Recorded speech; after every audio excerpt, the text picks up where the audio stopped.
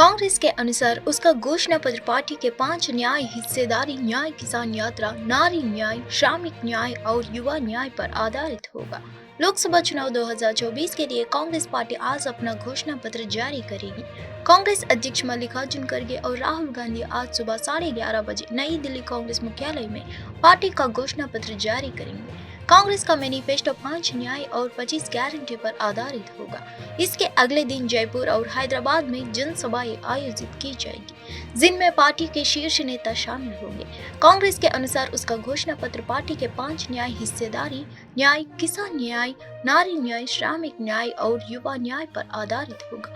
Party ने युवा न्याय के तहत जिन 5 गारंटी की बात की है, उनमें 30 लाख सरकारी नौकरियां देने और युवाओं को 1 साल के लिए प्रशिक्षित कार्यक्रम के तहत 1 लाख रुपए देने का वादा शामिल है। पार्टी ने हिस्सेदारी न्याय के तहत जाति जनगणना कराने और आरक्षण के 50% की सीमा खत्म करने की गारंटी दी है।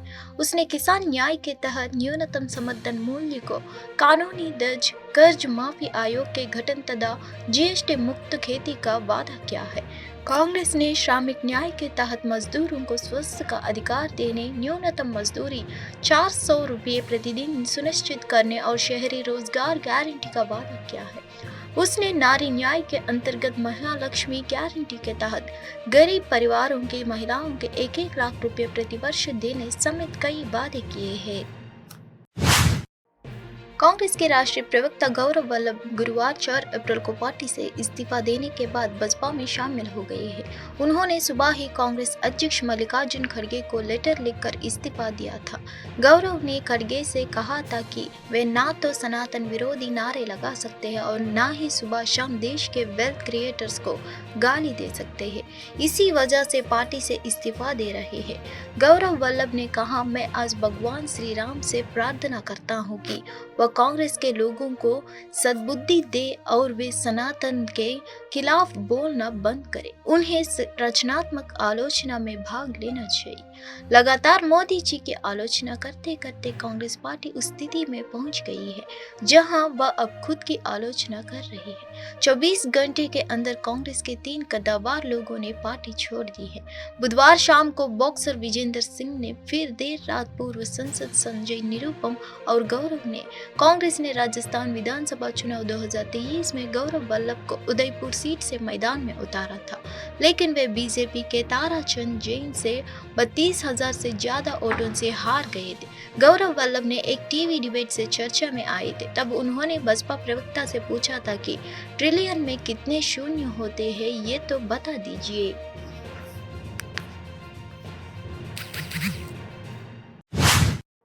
पंजाब किंग्स ने इंडियन प्रीमियर लीग 2024 के 17वें मुकाबले में गुजरात टाइटंस को 3 विकेट से हराया। यह पंजाब की लगातार 2 हार के बाद पहली जीत है। अहमदाबाद के नरेंद्र मोदी स्टेडियम में गुरुवार को पंजाब ने टॉस जीतकर पहले गेंदबाजी चुनी। गुजरात ने पहले बल्लेबाजी करते हुए 20 ओवर में 4 विकेट पर 199 रन बनाए। जवाब में पंजाब ने 19.5 ओवर में 7 विकेट पर टारगेट हासिल कर लिया है। शशांक सिंह ने 29 बॉल पर नाबाद 61 के रन पारी खेली। उन्होंने आईपीएल में पहली 50 जमाई है। आशुतोष शर्मा ने 17 बॉल पर 31 रन बनाए। नूर अहमद को 2 विकेट मिले हैं। जीटी के कैप्टन शुभमन गिल ने 48 बॉल पर 89 रन की अर्धशतकीय पारी खेली। साई सुदर्शन 33 रन बनाकर आउट हुए। पंजाब से कगिसो रबाडा ने 2 विकेट झटके। हरप्रीत ब्रार और हर्षल पटेल 1-1 विकेट मिले हैं। भारत सरकार के आदेश पर पाकिस्तान में आतंकवादियों को ठिकाने लगाया जा रहा है। यह दावा ब्रिटिश अखबार गार्जियन ने किया है। उसने भारतीय और पाकिस्तानी खुफिया एजेंटों के हवाले से कहा है कि ये हत्याएं विदेशी सरजमी पर मौजूद आतंकवादियों को खत्म करने की भारत की व्यापक रणनीति का हिस्सा है। दावा है कि पाकिस्तान में 220 के बाद अब तक 20 आतंकी मारे जा चुके हैं। गार्जियन ने अपनी रिपोर्ट में दोनों देशों के खुफिया अधिकारियों के साथ इंटरव्यू और पाकिस्तान पाकिस्तानी जांचकर्ताओं के संज्ञा किए गए दस्तावेज का जिक्र किया है। इसमें कहा गया है कि भारत की खुफिया एजेंसी रा ने 2019 के बाद राष्ट्रीय सुरक्षा के साहसिक कदम के तहत कथित तौर पर विदेशों में कार्रवाई शुरू की। पाकिस्तान में 20 हत्याएं हुई। इन्हें नए दावों से जोड़े जा रहा। वाशिंगटन और ओटावा कनाडा में एक सिख आतंकवादी समेत अन्य लोगों की हत्या में भारत के शामिल होने और पिछले साल अमेरिका में एक अन्य सिख अंध की असफल हत्या की कोशिश करने का सार्वजनिक आरोप लगा चुका है। ताज़ा दावे 2020 के बाद से पाकिस्तान में अज्ञात बंधु कदारिया की ओर से की गई करीब 20 हत्याओं से संबोधित है। पहले भी भारत को अनौपचारिक रूप से इन हत्याओं से जोड़ा गया, लेकिन यह पहली बार है कि भारतीय खुफिया कर्मियों ने पाकिस्तान में कथित अभियानों का जिक्र किया और हत्याओं में रा की प्रत्यक्ष संलिप्तता के आरोप में दस्तावेज पाए गए। आरोपों से यह भी पता चलता है कि खालिस्तान आंदोलन में सिख आतंकियों को इन भारतीय विदेशी अभियानों के हिस्से के रूप में पाकिस्तान और पश्चिम दोनों में निशाना बनाया गया है। आयोग ने यह भी कहा कि किसी अन्य विधानसभा क्षेत्र के चुनाव पंजीकरण अधिकारी की ओर से जारी मतदाता पहचान पत्र पहचान के लिए स्वीकार किया जाएगा, बशर्ते मतदाता का नाम उस मतदान केंद्र की मतदाता सूची में हो जहां वह मत डालने गया हो। चुनाव आयोग ने कहा कि मतदाता पहचान पत्र न होने पर भी अन्य पहचान पत्र दिखाकर मतदान कर सकेंगे। आयोग ने राज्यों के चुनाव अधिकारियों से कहा है कि यदि पहचान पत्र के जरिए किसी मतदाता की पहचान हो जाती है तो उसे मतदाता पहचान पत्र की लिपिकी या वर्तनी की त्रुटियों को नजरअंदाज करना चाहिए और यह सुनिश्चित करना चाहिए कोई भी वास्तविक मतदाता मतदान के अपने अधिकार से वंचित न हो। आयोग ने यह भी कहा कि किसी अन्य विधानसभा क्षेत्र के चुनाव पंजीकरण अधिकारी की ओर से जारी मतदाता पहचान पत्र पहचान के लिए स्वीकार किया जाएगा, बशर्ते मतदाता का नाम उस मतदान केंद्र की मतदाता सूची में हो जहां वह मत डालने गया हो। फोटो बेमेल होने की स्थिति में मतदाता को चुनाव आयोग की ओर से सूचीबद्ध वैकल्पिक फोटो दस्तावेज में से एक को पेश करना होगा। पिछले महीने जारी एक आदेश में चुनाव आयोग ने कहा कि जो मतदाता पहचान पत्र पेश नहीं कर पाए उन्हें पहचान स्थापित करने के लिए फोटो पहचान पत्रों में से कोई एक प्रस्तुत करना होगा। इनमें Aadhaar card, MNREGA, job card, bank या डाकघर से जारी फोटो युक्त पासबुक, श्रम मंत्रालय से जारी स्वास्थ्य बीमा smart card, driving licence, PAN card और राष्ट्रीय जनसंख्या रजिस्टर के तहत भारत के रजिस्ट्रार जनरल से जारी स्मार्ट कार्ड शामिल है। यह खुलासा भारत और अमेरिका को 32 वैज्ञानिकों की टीम ने किया है, जिन्होंने भारत में सल्मोनेला टाइफी बैक्टीरिया के लगातार बढ़ते प्रसार के पीछे मुख्य कारणों की खोज है। कोरोना वायरस की तरह टाइफाइड की बैक्टीरिया भी देश में एक से दूसरे शहर पहुंच रहा है। जिन स्थानों पर यह बैक्टीरिया सबसे ज्यादा आक्रामक होता है उसके आसपास 5 किमी तक आबादी को अपनी चपेट में ले सकता है। यह खुलासा भारत और अमेरिका के 32 वैज्ञानिकों की टीम ने किया है, जिन्होंने भारत में सल्मोनेला टाइफी बैक्टीरिया के लगातार बढ़ते प्रसार के पीछे मुख्य कारणों की खोज की। अमेरिकन सोसाइटी ऑफ माइक्रोबायोलॉजी के मेडिकल जर्नल में प्रकाशित इस अध्ययन पर भारतीय आयुर्विज्ञान अनुसंधान परिषद के वैज्ञानिकों ने कहा कि भारत में टाइफाइड बैक्टीरिया शहरों के बीच प्रवाहित हो रहा है, साथ ही इसके स्थानीय समूहों में फैलाने के साक्ष्य सामने आए हैं। दरअसल सल्मोनेला टाइफी ऐसा बैक्टीरिया है जो अंत और रक्त को संक्रमित करता है। इस बीमारी को टाइफाइड बुखार कहा जाता है। एस पायराटाइफी, ये बी और सी बैक्टीरिया एक समान बीमारी का कारण बनते हैं। भारत उन देशों में से एक है जहां टाइफाइड होना सबसे आम बात है। अनुमानित तौर पर हर साल 1 से 2 करोड़ लोग टाइफाइड से प्रभावित हो रहे हैं और 1.2 लाख से 1.6 लाख की मौत हो रही है। यूपी में करीब 16,000 मदरसे हैं, जिनमें कुल 13.57 लाख छात्र हैं। कुल मदरसों में 560 अनुदिनात मदरसे हैं, जहां 9,500 शिक्षक कार्यरत हैं। यूपी के अल्पसंख्यक कल्याण मंत्री ओम प्रकाश राजभर ने कहा कि मदरसा अजीजिया इजाजुल उलूम के मैनेजर अंजुम कादरी की तरफ से हाईकोर्ट के फैसले को चुनौती दी गई है, जिस पर शुक्रवार को सुनवाई है। वहां सरकार अपना पक्ष रखेगी। इलाहाबाद हाईकोर्ट की लखनऊ खंडपीठ के निर्णय के बाद अब उत्तर प्रदेश में सभी मदरसों की मान्यता खत्म हो गई है। मानक पूरा करने वाले मदरसे अब यूपी बोर्ड, सीबीएसई या फिर आईसीएसई के मान्यता लेकर प्राथमिक या माध्यमिक विद्यालयों को तर्ज पर संचालित हो सकेंगे। इसके लिए सरकार ने प्रत्येक जिले में डीएम के अध्यक्षता में 5 सदस्यीय समिति बनाई है। यह समिति ऐसे बच्चों को निजी विद्यालयों में भी प्रवेश दिलाने के लिए निर्देश जारी कर सकती है। इसके बाद भी यदि छात्र छात्रा ये दाखिल पाने से वांछित रह जाते हैं तो स्थानीय स्तर पर सीटों की संख्या बढ़ावे व नए विद्यालयों की स्थापना के संबंध में भी समिति कार्य करेगी। हाईकोर्ट की लखनऊ खंडपीठ ने 22 मार्च को उत्तर प्रदेश मदरसा शिक्षा अधिनियम 2004 को असंवैधानिक करार देते हुए निरस्त कर दिया था। गुरुवार को मुख्य सचिव दुर्गा शंकर मिश्रा ने इस आदेश का पालन कराने के लिए जिलाधिकारियों को निर्देश दिए हैं।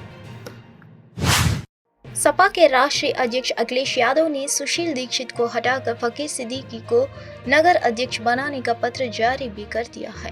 INDIA गठबंधन में लखनऊ लोकसभा सीट समाजवादी पार्टी के खाते में है। पार्टी ने पूर्व मंत्री और लखनऊ मध्य विधानसभा से विधायक रविदास मेहरोत्रा को अपना प्रत्याशी बनाया है। सपा और बसपा की नजर करीब 5 लाख मुस्लिम मतदाताओं पर है। लखनऊ लोकसभा चुनाव में मेरठ सहित कई सीटों पर अपना प्रत्याशी बदल रही समाजवादी पार्टी ने लखनऊ में भी बदलाव किया है। पार्टी ने लखनऊ लोकसभा सीट से अपने प्रत्याशी को तो नहीं बदला, लेकिन फकीर सिद्दीकी को नया महानगर अध्यक्ष बनाकर मुस्लिम कार्ड खेल दिया। यह कदम बसपा को सरवर मालिक को लोकसभा प्रत्याशी बनाए जाने से जोड़कर देखा जा रहा है। सपा के राष्ट्रीय अध्यक्ष अखिलेश यादव ने सुशील दीक्षित को हटाकर फकीर सिद्दीकी को नगर अध्यक्ष बनाने का पत्र जारी भी कर दिया है। INDIA गठबंधन में लखनऊ लोकसभा सीट समाजवादी पार्टी के खाते में है। पार्टी ने पूर्व मंत्री और लखनऊ मध्य विधानसभा से विधायक रविदास मेहरोत्रा को अपना प्रत्याशी बनाया है। सपा और बसपा की नजर करीब 5 लाख मुस्लिम मतदाताओं पर है। यही कारण है कि बसपा से राजनाथ सिंह के मुकाबले सपा ने रविदास मेहरोत्रा को उतारा तो बसपा ने सर्वर मालिक के रूप में मुस्लिम कार्ड खेल दिया है। उत्तराखंड के बहुचर्चित नानकमत्ता डेरा प्रमुख हत्याकांड का पुलिस ने खुलासा करते हुए 4 साजिशकर्ताओं को गिरफ्तार किया है। जानकारी के मुताबिक 10 लाख रुपए में बाबा तरसेम सिंह की हत्या की सुपारी दी गई थी। हत्या की साजिश उत्तर प्रदेश के शाहजहांपुर में रची गई थी। साजिश करने वालों ने पेशवार बदमाशों को हत्या की जिम्मेदारी सौंपी थी। पहले हत्यारे सारोजीत पर अलग अलग राज्यों में कुल 13 केस दर्ज है, जबकि दूसरे हत्यारे अमरजीत उर्फ बिट्टू पर 5 केस दर्ज है। वहीं इस मामले में अब तक पुलिस ने 4 साजिशकर्ताओं को गिरफ्तार किया है, जिसमें शाहजहांपुर से दिलबाग सिंह, बाबा तरसेम सिंह का करीबी अमनदीप सहित 2 लोग शामिल हैं। बाबा तरसेम सिंह का करीबी अमनदीप ने ही हत्यारों को बाबा के रूटीन की जानकारी दी थी। उधम सिंह नगर के SSP मंजूनाथ TC ने घटना का खुलासा किया है।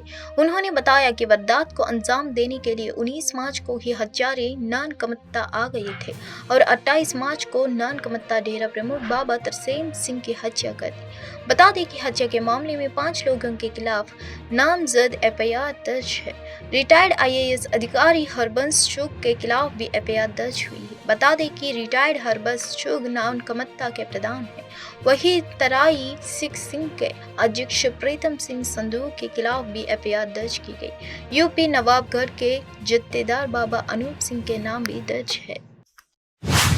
भारतीय रिजर्व बैंक की मॉनिटरी पॉलिसी कमेटी की बैठक 3 अप्रैल से 5 अप्रैल तक चल रही है। फाइनेंशियल ईयर 2024 से लेकर 2025 की यह पहली बैठक है।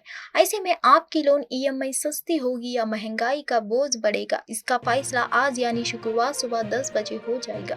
RBI गवर्नर की अध्यक्षता में चल रही इस बैठक से लोग रेपो रेट में कटौती की उम्मीद लगाए हुए हैं। रेपो रेट में कटौती होने पर लोगों के लोन की EMI कम हो जाएगी। बता दें, लेकिन लंबे समय से RBI ने रेपो रेट में कटौती नहीं की है। विशेषज्ञों के मुताबिक नए वित्त वर्ष में एक बार फिर भारतीय रिजर्व बैंक लोगों को राहत दे सकते हैं। विशेषज्ञों की माने तो इस तिमाही भी केंद्रीय बैंक की तरफ से रेपो रेट में इजाफा नहीं किया जाएगा। 5 अप्रैल यानी आज आरबीआई की मौद्रिक समिति रेपो रेट का ऐलान करेगी। इससे पहले वित्त वर्ष 24 की अंतिम बैठक में एमपीसी ने रेपो रेट में लगातार 7वीं बार कोई बदलाव नहीं किया था। इसे 6.5% पर स्थिर रखने का फैसला किया था। एसबीआई रिसर्च की रिपोर्ट के मुताबिक अमेरिकी बाजारों में ढांचागत बदलाव हो रहे हैं, जहां बेरोजगारी की दर कम होने के साथ साथ नौकरियों की जगह ज्यादा है। रिपोर्ट के मुताबिक मौजूदा समय में महंगाई खाद्य पदार्थों की कीमतों में उछाल की वजह से बढ़ रही है। रिपोर्ट में यह उम्मीद जताई गई है कि वित्त वर्ष 2025 में जमा राशि और क्रेडिट क्रमशः 14.5 से लेकर 15% और 16.0 से लेकर 16.5% तक बढ़ सकते हैं। रिपोर्ट के अनुसार रिजर्व बैंक ऑफ इंडिया दरों के कटौती केवल वित्त वर्ष 2025 की तीसरी तिमाही में ही कर सकता है।